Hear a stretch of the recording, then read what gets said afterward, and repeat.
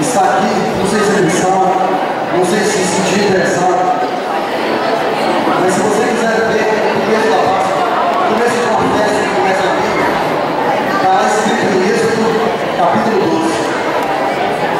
A Páscoa que se comemora atualmente faz parte das chamadas festas simples da Deus, onde a festa onde se presta grande importância nas datas das datas, dias, meses, etc.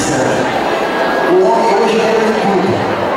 O homem hoje quer de fazer qualquer coisa, mas ele não para lembrar da sua origem, de onde veio. Você já vai para pensar de onde você veio?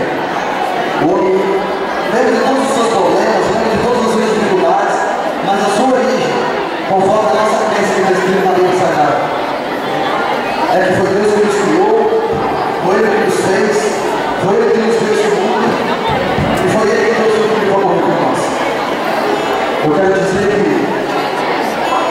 eu fui simples nas palavras, mas é isso que eu tenho para falar. Eu quero